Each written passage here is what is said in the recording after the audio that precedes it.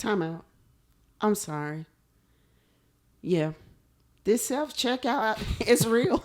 Scanning and bagging. Scanning You and picked up bagging. on something over there. You know that some Walmarts even have the little thing where you put the stuff on. They have it for the self-checkout now. Mm-hmm. Like you can put your stuff on there. So you're supposed to put your stuff on the little thing that slides everything down. Right. Then you go to the little thing to check it out, and then you move to the bagging where you got to do all of that, because what if you got more? Then you got to load that back up, check it out, put it in the bag, load some more up there. But yeah, this self checkout is real.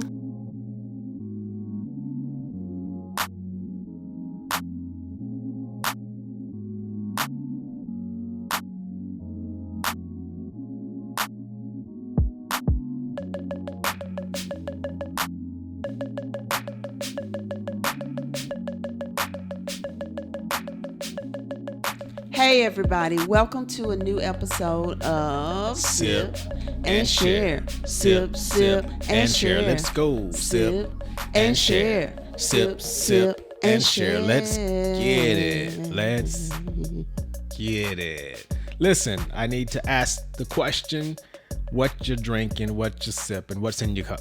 I don't know, but you've been sipping and drinking a little long because your words are long and strong. And you're wrong. What you sipping? What you drinking? What's in your cup, man? Sound like Yogi. What's in your cup? What's in my cup? You have a Yogi fleece on. Do look like a bear over here. So I am drinking on some tea. It look like it's empty. You know how you watch movies and stuff and people pretend that they have cups, especially those little paper cups, like those little Starbucks cups or soap operas, and they be talking like, I don't know, you should come on. I'm like, come on, y'all. Y'all can have some better props. Why they just don't put Just water in the stuff cup? Like some water or something? Yeah, make it look real, man. I don't know. But anyway, so I guess there's something actually in your cup. Yeah, it is. You're drinking on tea. I'm drinking on some Ciroc and some lemonade. All right. Cheers. Very good. We're sipping. Now it's time to start sharing. So today, guys, I was on Facebook one day and a friend of mine had shared this story about someone's experience at Walmart. And we're going to read you her story in just a moment. But the topic of the day is policy over reason. Policy over reason. Or should it be reason over policy? Or should it be policy over logic? Well, reason is logic, babe. Ooh, Are you logically thinking about reason? Reasonably, yeah. Okay. So we're going to share that story with you guys. And then we're just going to spin off from that story and talk about, should we stick to policy or should we stick to some logical reasoning? Bombs over Baghdad, policy over reason. So I'm going to read this. True story from my cousin. Not my cousin, but this is the person's, article here. This is how bad it is out there. So I am at Walmart scanning and bagging my groceries when an employee came up to me and this happened. Time out. I'm sorry. Yeah.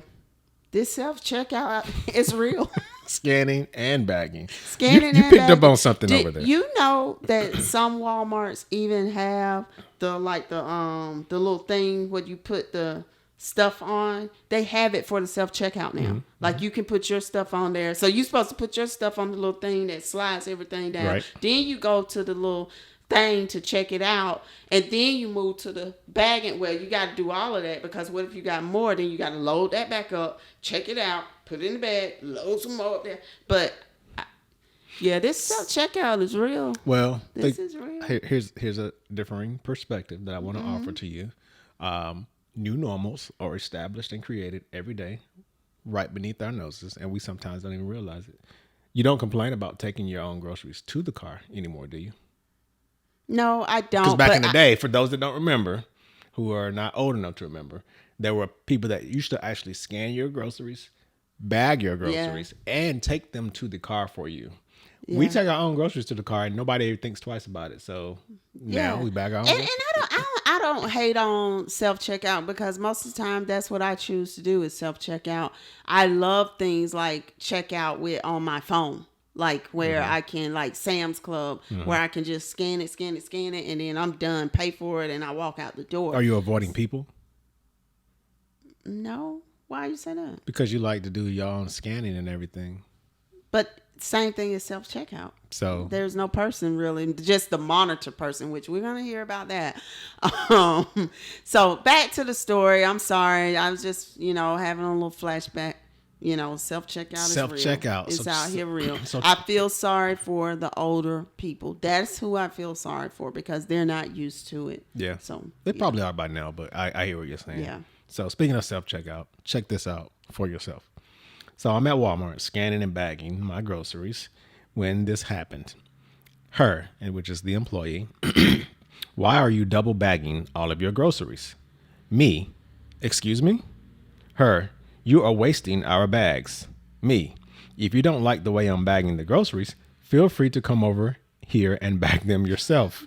Her, that's not my job. Me, okay then. Well, I will bag my groceries how I please if that's all right with you. Her, again the employee, why are you using 2 bags? Me, because the bags are weak and I don't want the handles to break or the bottoms to rip out. Her, well, that's because you are putting too much stuff in the bag. If you took half of that stuff out of the bag and put it in a different bag, then you wouldn't need to double bag. 10 seconds of me just staring at her. Me, so you want me to split these items in half and put half of them in a different bag so that I don't have to double bag. Her, exactly. Me, so I would still be using 2 bags to hold the same number of items. Her, no, because you wouldn't be double bagging. Me, pressing 2 fingers to my left eye in an attempt to make it stop twitching. Me, okay, so here I have a jug of milk and a bottle of juice double bagged.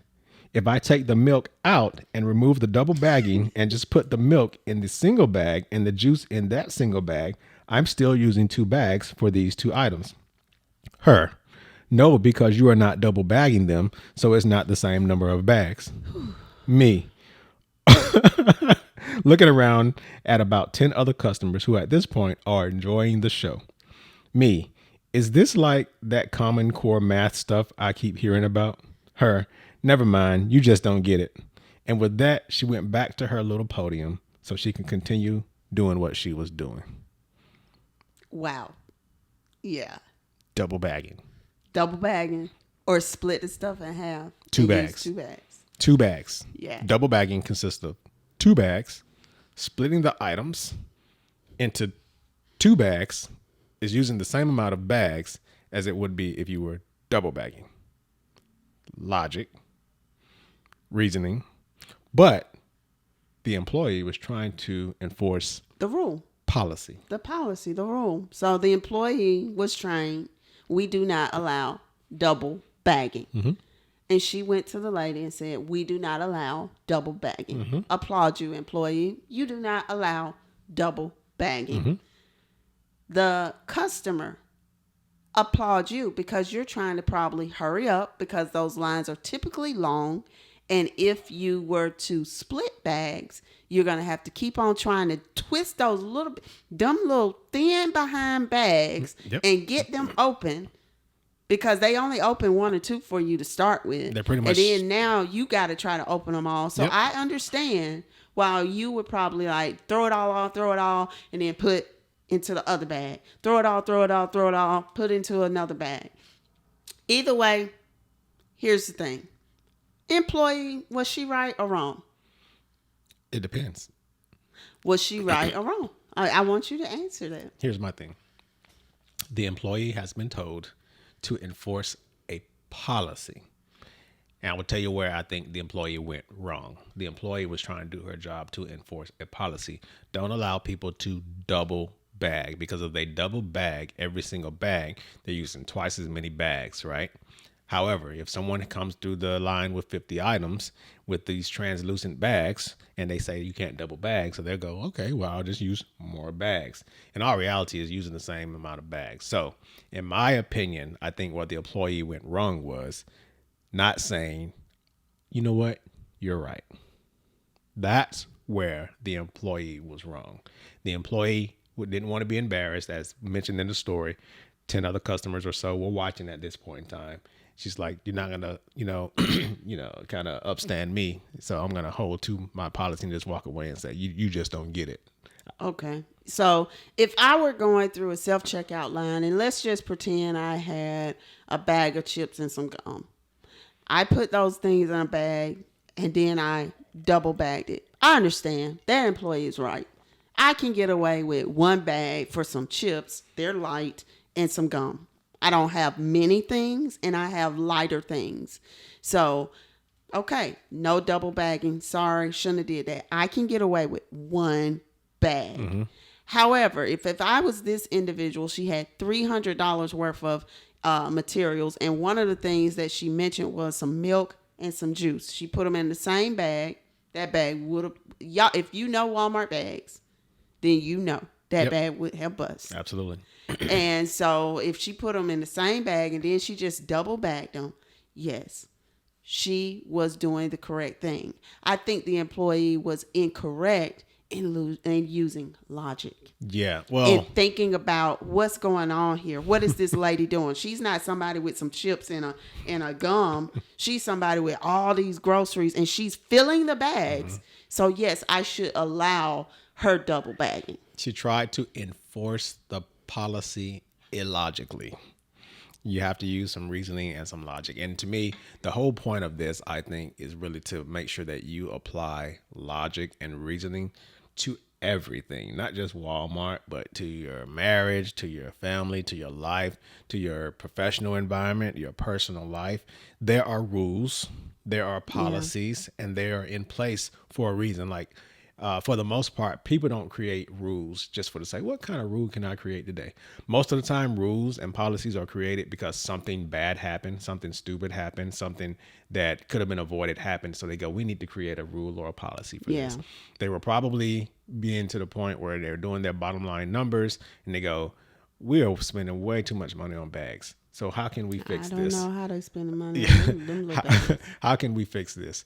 Well, we need to make sure the employees are not double bagging. So one, you have to articulate, not employees, customers are not double bagging. One, you have to make sure that when you create rules and policies, you have to articulate them in a way that people can understand them, and people have to receive them or be able to ask the question like, hey, I got a question, but what happens if X, Y, and Z happens? So I think rules, policies, regulations, they should exist. They need to exist. They're a standard. They're a standard. You have to have a baseline standard, but nothing should be truly set in stone per se. You know, when you have a rule and it's written in black and white, you can't say, well, nope, that's not what the rule says, unless there's a real reason where someone's life is in danger, so on and so forth. You got to go, hey, I know that what this rule says, but logically here, it doesn't make sense in this scenario. I'm going to give a scenario because we're, like he said, we're not just talking about this Walmart situation. It happens in other environments. When I used to teach, there were some schools that I taught at where children would only get a certain amount of bathroom breaks, for instance. Now, let's say that child X had used up their bathroom breaks and they're in my class and their stomach is rumbling and tumbling and everything else. Do you think I'm going to say, you've used up your passes? Just go ahead and make a mess on my floor. No, you could have given them you could have just gave them a double bag.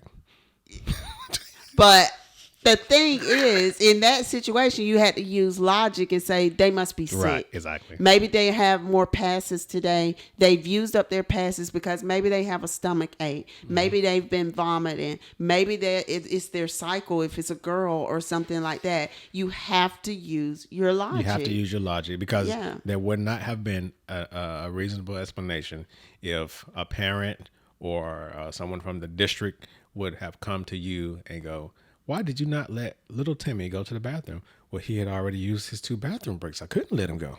That would not fly. That wouldn't fly. So use some logic out there. Yeah. And it's the same thing. I want to just touch this slightly. That when it comes to the fact of being a leader, and you have those policies and rules and standards so that you can try to treat everyone in a just and fair manner.